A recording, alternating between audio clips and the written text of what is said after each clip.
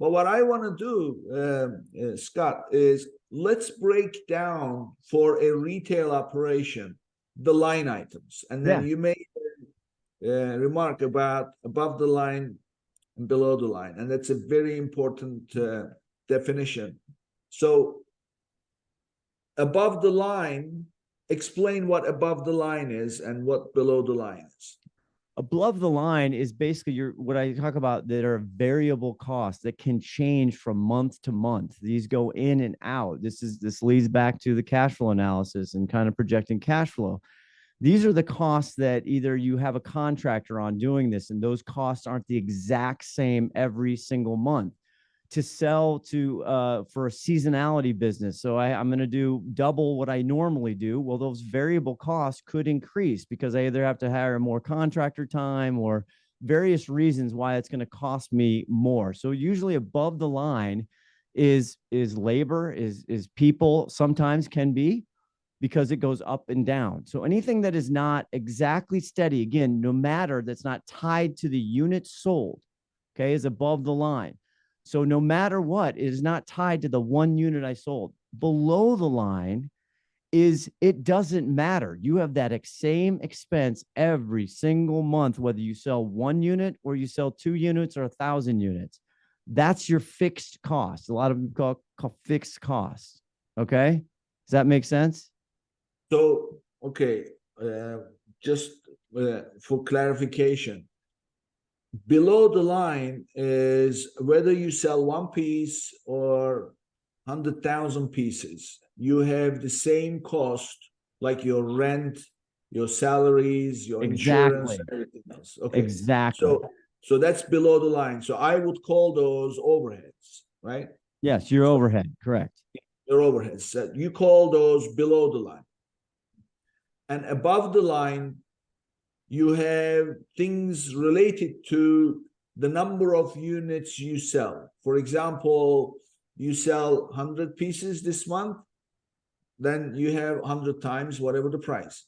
You sell 10,000 pieces, 10,000 pieces times whatever the price. And of course, now, what are the costs? Amazon fee that you pay? Yep. FBA fee? Yeah. You pay? You probably ramped up your advertising, Yep.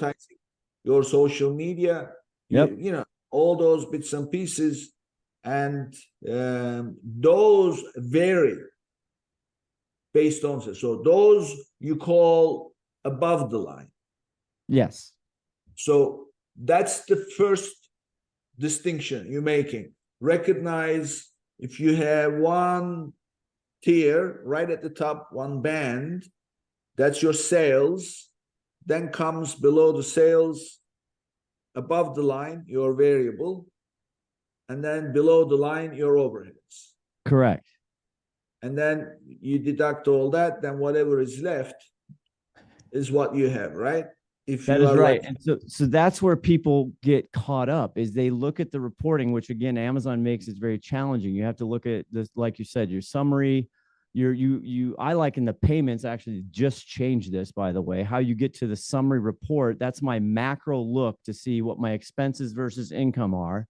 But then to detail that out, you have to go into order transaction. You have to really download and do some serious spreadsheet moving and shaking. And that's fine. We all have to do that. But when they look at their advertising and they look at their either their ACOS, which again, I don't use because I think it's a made up term that Amazon created. It's one of many, and I think it's terrible and shouldn't be used. That's just my opinion. Return on ad spend has been using in digital advertising for, I don't know, 4 or 5 decades, maybe. I don't even remember how many. So I look at return on ad spend and I look at total return on ad spend, which a lot of people talk about, kind of attributed to the tacos situation, but also the percentage of spend to sales. So this is how we talk about how to build out like a normal spreadsheet of P&L, but people look at one band of information and they think they're making money because they have not gone back and don't have the discipline to add every single piece that costs to sell in there. And the other thing on the advertising, which is a big topic, Nick, right? Everybody's just trying to control advertising. It's getting so competitive. And I have to remind people all the time, your return on ad spend, your total return on, those are gross numbers, meaning you haven't taken out everything. But people hire agencies and people hire us and everybody. I want a 3 ROAS. I want a this, that. I want a this, that, this. This is my tacos. This is what.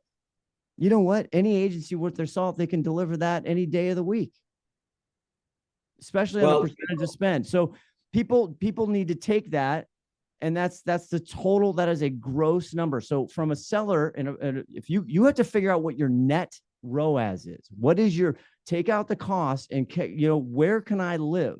So what my clients, I go, what's my ROAS? Oh, it's this. I go, you figure out the net, and you tell me the basement, and that's where we're gonna live and die by. And then depending on the product, you have long lifetime value and blah blah blah. But that is one critical thing. And if I can just add one more thing that is very scarce, Nick. It's scarce. And when I look at Amazon businesses, if you were on sale for a particular period of time, and now since the coupons aren't as popular and the strike through prices and all this other stuff, again, they make it really hard to figure this out. You have to put the funding that you spent to sell those units. So if I'm discounting 20% and I sold 100 units, what is the cost? That has to go into your total marketing spend. Otherwise, your ROAS, your total return on ad spend, your tacos, it's a fool's errand, Nick. It's misleading. And that's when you end up at the P&L and you go, oh, I did really well. Well, what was the cost? And this is really important, everybody. Listen to this. Ask yourself, what was the cost, total cost, to get that sale?